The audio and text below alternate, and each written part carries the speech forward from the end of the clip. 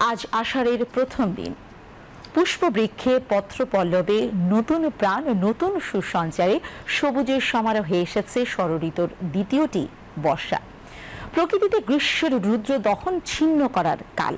বর্ষার প্রথম দিনের সকাল থেকেই ভ্যাপসা গরম অনুভূত হলেও কোথাও কোথাও বৃষ্টির আভাস দিয়েছে আবহাওয়া অফিস। আর সোমবার থেকে ভারী বৃষ্টির পূর্বাভাসও দেওয়া হয়েছে। শাহেদ জাহিদির প্রতিবেদন।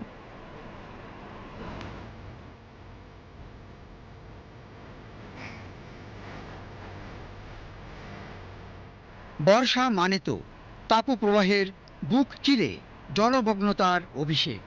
আকাশে আষাঢ় এলো, বাংলাদেশ বর্ষায় বিহ্বল। বুদ্ধদেব বসুর এই বর্ণগুচ্ছ লাবণ্য স্নিগ্ধ এক বর্ষার দৃশ্যপটিত মেলে ধরে। আর কবিগুরু রবীন্দ্রনাথ ঠাকুরের দৃষ্টিতে সৃষ্টিতে আষাঢ়ের প্রথম দিনের ছবিটা এই রকম। আবার এসেছে আষাঢ়, আকাশ ছেয়ে আসে বৃষ্টির সুবাস বাতাস বেয়ে। এই পুরাতন হৃদয় আমার আজি পুলকে দুলিয়া উঠিছে আবার বাজি।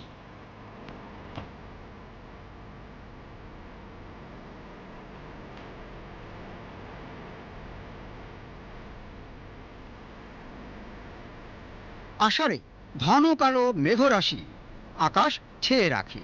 কখনো বা প্রকৃতিতে নামে তুমুল বাড়িধারা। তৃষ্ণা কাতর চরাচর এই বর্ষায় ফিরে পায় প্রাণের স্পন্দন। পুরো প্রকৃতিরই রূপ রং যায় বদলে। বৃষ্টির শব্দে এই জনপদের মানুষের মন বুঝি ছেয়ে যায় আবেগ অনুভূতির নানা রঙে। বর্ষা বুঝি এনে দেয় অপার আনন্দের সাথে অজানা মধুর বেদনাও।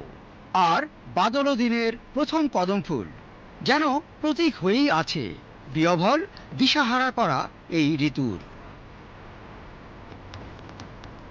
কেতকীর মন মাতানো সুবাস, জুঁই, কামিনী, বেলি, রজনীগন্ধা, দোলন চাঁপা আর পদমের চোখ জুড়ানো শোভা আষাঢ়ের অনুষঙ্গ।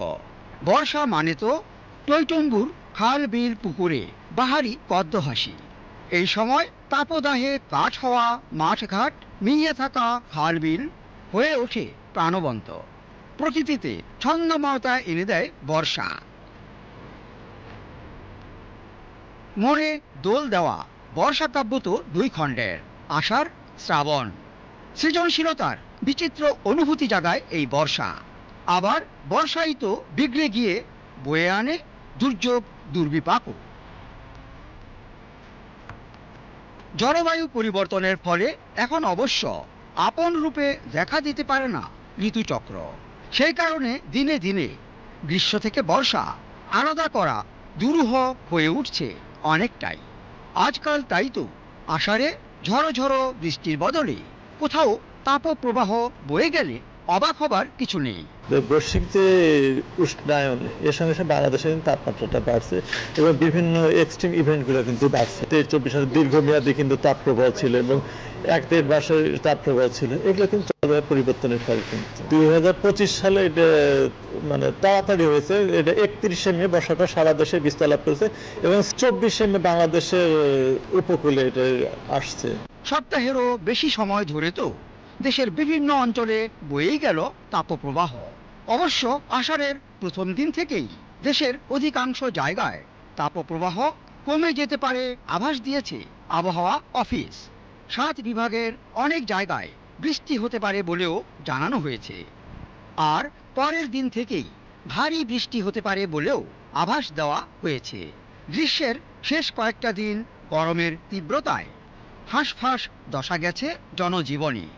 বাতাসে জলীয় বাষ্পের আধিক্যজনিত অসহনীয়তা বৃষ্টি এসে কাটিয়ে দেবে আগেই জানিয়েছে আবহাওয়া অফিস।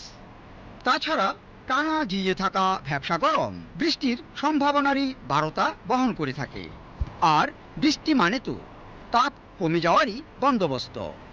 আবহাওয়াবিদদের ভাষ্য, মৌসুমি বায়ুর ক্রম সঞ্চরণশীলতায় দিন এবং রাতের তাপমাত্রা যায় কমে।